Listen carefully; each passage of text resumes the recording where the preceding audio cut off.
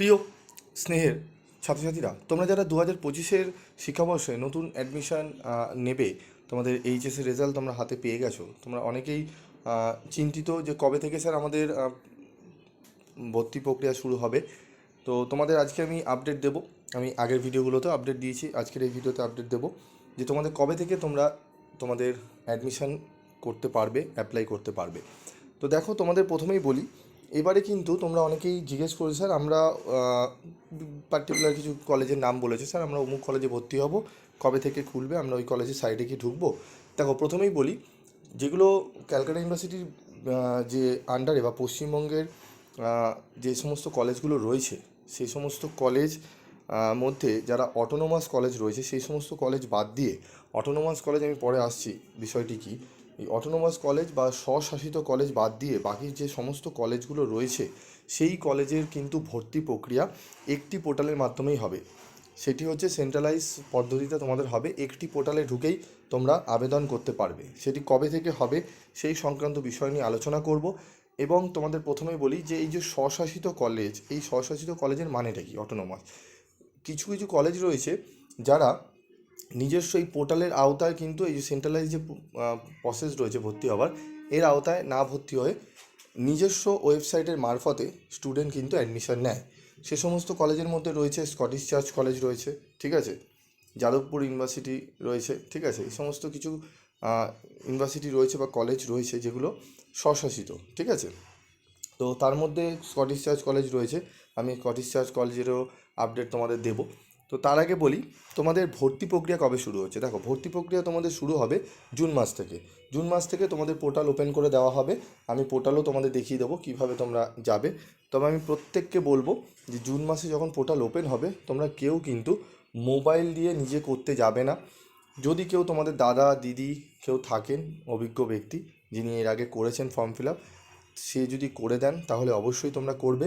নিজে কিন্তু করতে যাবে না, যতই যেখানেই তোমরা ভিডিও দেখে করো। কারণ এরকম কিন্তু প্রিভিয়াস ইয়ারেও হয়েছিল যে অনেকে নিজে ট্রাই করেছে, কিছু ডেটা ভুল ইনপুট করাতে তার কিন্তু অ্যাডমিশান ক্যান্সেল হয়ে গেছে, ঠিক আছে। আমি যেগুলো ঘটেছে সেগুলো তোমাদের সঙ্গে বলছি। তো তোমরা বলবে স্যার আমাদের করণীয় কী। তোমাদের করণীয় কী রয়েছে, তোমাদের করণীয় একটাই, যে তোমরা সাইবার ক্যাফে যাবে, ঠিক আছে। তোমরা যে সাইবার ক্যাফে যাবে, তোমরা যারা বন্ধুবান্ধবরা রয়েছো 3-4 জন মিলে একসাথে যাবে, ঠিক আছে। যা যা ডকুমেন্টস আমি আজকে বলে দেবো, এই ডকুমেন্টসগুলো ভালো করে রাখবে, ঠিক আছে। অ্যাকাডেমিক্যাল ডকুমেন্টস কিছু তোমাদের লাগবে এবং তোমাদের অ্যাড্রেস প্রুফ ডকুমেন্টসও কিন্তু লাগবে। তো তোমাদের মাধ্যমিকের যে ডকুমেন্টসগুলো রয়েছে তার মধ্যে রয়েছে মাধ্যমিকের রেজাল্ট, মাধ্যমিকের অ্যাডমিট কার্ড, এটি রাখবে। এইচএসের রেজাল্ট, ঠিক আছে, এইচএসের সার্টিফিকেট, এটি রাখবে। সাথে রাখবে তোমাদের হচ্ছে আধার কার্ড, ঠিক আছে। ফোন নাম্বার যেন লিঙ্ক করা থাকে আধার কার্ডের সঙ্গে, ঠিক আছে। আমি আগেও ভিডিওতেও বলেছি, বারবার বলছি, আধার কার্ডের সঙ্গে যেন ফোন লিঙ্ক থাকে এবং ফোন নাম্বারটি অবশ্যই যেন চালু থাকে, ঠিক আছে। এই জিনিসগুলো কিন্তু মাথায় রাখবে, এই ভুলগুলো যেন না হয় যে স্যার আমার তো আধার কার্ড আমি দিয়েছি কিন্তু আধার কার্ডের সঙ্গে যে ফোন নাম্বার আছে সেই ফোন নাম্বারটা আমার নেই, সেক্ষেত্রে কিন্তু অসুবিধার মধ্যে পড়বে, ঠিক আছে। তো এই জিনিসগুলো একটু মাথায় রাখবে, ঠিক আছে। তো আমাদের কবে থেকে ভর্তি প্রক্রিয়া শুরু আমি তোমাদের বলে দিলাম, জুন থেকে, ঠিক আছে। এবার হচ্ছে কত নম্বর পেলে অনার্স আমরা পাবো। দেখো, নাম্বার তোমাদের মোটামুটি রেপুটেড যে কলেজগুলো রয়েছে, এ গ্রেডেড কলেজ রয়েছে, সেই এ গ্রেডেড কলেজে যদি তোমরা ভর্তি হতে চাও, ঠিক আছে, তোমাদের মিনিমাম মোটামুটি 90%-এর কাছাকাছি কিন্তু নাম্বার পেতে হবে, ঠিক আছে।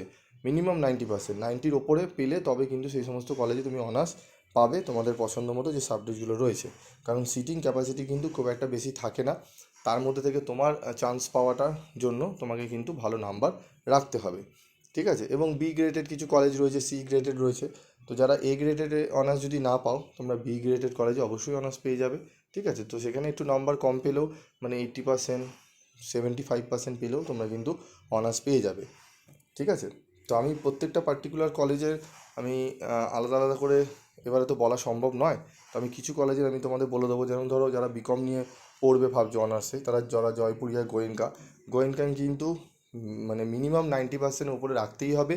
এরপর 90% পেলেই যে তুমি চান্স পাবে তা কিন্তু নয়, ঠিক আছে। অনেক ছাত্রছাত্রী রয়েছে 92, 91, 93, 94, 95 এরকম কিন্তু পার্সেন্টেজে ছাত্রছাত্রীরা কিন্তু ভর্তি হয়ে যায়। তখন কিন্তু হয়তো 90% পেয়েও তুমি কিন্তু হয়তো চান্স নাও পেতে পারো, ঠিক আছে। তো মিনিমাম একটা ক্রাইটেরিয়া রয়েছে, আবার অনেক সময় হয় চান্স পাওয়াও যায়। তো সেটা তোমার এই পোর্টালে অ্যাডমিশন হওয়ার মানে আবেদন করার পর তোমাদের বোঝা যাবে, ঠিক আছে? আমি সেগুলো নিয়ে আলোচনা করব। এবং তোমাদের যদি জিজ্ঞাসাবাদ থাকে, তোমাদের যদি নাম্বার, স্যার আমি এই নাম্বার পেয়েছি, আমরা কি কোন কলেজে পেতে পারি, তোমরা যদি জানতে চাও অবশ্যই তোমরা জানাতে পারো আমাকে। আমি একটি তোমাদের জন্য হেল্প ডেস্ক, আমি পোর্টাল তোমাদের আমি গ্রুপ খুলেছি, সেই গ্রুপে তোমরা জয়েন করে যাও, সেখানে তোমাদের পোর্টাল সংক্রান্ত সমস্ত বিষয় নিয়ে আলোচনা করা হবে, ঠিক আছে? চ্যানেলের সাথে থাকবে। তো কত টাকা লাগবে, টাকার বিষয়টি আমি আগের ভিডিওতে বলেছিলাম। তো টাকার বিষয়টি তোমাদের এখন আমি বলবো না, পরে আমি বলে দেবো, ঠিক আছে? তোমাদের আরেকটা যে প্রশ্ন করেছিলে, সবাই কি ভর্তি হতে পারবে? দেখো, সবাই ভর্তি হতে পারবে। যারা এইচএস পাস করেছো সবাই ভর্তি হতে পারবে। হ্যাঁ, সবাই অনার্স পাবে না, ঠিক আছে? সবাই অনার্স পাওয়াটা সম্ভব না, কিন্তু জেনারেলে সবাই কিন্তু ভর্তি হতে পারে, ঠিক আছে, চাইলে। এবার তার মধ্যে অনেকে অনার্স নেবে, অনেকে জেনারেল নেবে। তো জেনারেলের জন্য তুমি আবেদন করতেই পারবে, কোনো না কোনো কলেজে তুমি নিশ্চয়ই পেয়ে যাবে, যদি ঠিকঠাক করে তোমরা ডকুমেন্টেশনগুলো ঠিকঠাক করে করো, ঠিক আছে? আমি যেগুলো বললাম, যে কথাগুলো বললাম, সেগুলো একটু মাথায় রেখো, ঠিক আছে? আমি বারবারই বলছি, সাইবার ক্যাফে গিয়েই কিন্তু তোমরা ফর্ম ফিল আপ করো, ঠিক আছে? এবং তোমাদের যদি জানতে চাও যে আরও কিছু প্রশ্ন যদি তোমাদের থাকে, কমেন্ট করে তোমরা জানাতে পারো, আমি অবশ্যই তোমাদের কিন্তু জানিয়ে দেবো। আজকের মতো ভিডিওটি শেষ করছি, দেখা হচ্ছে পরবর্তী ভিডিওতে। সকলে ভালো থেকো, সুস্থ থেকো।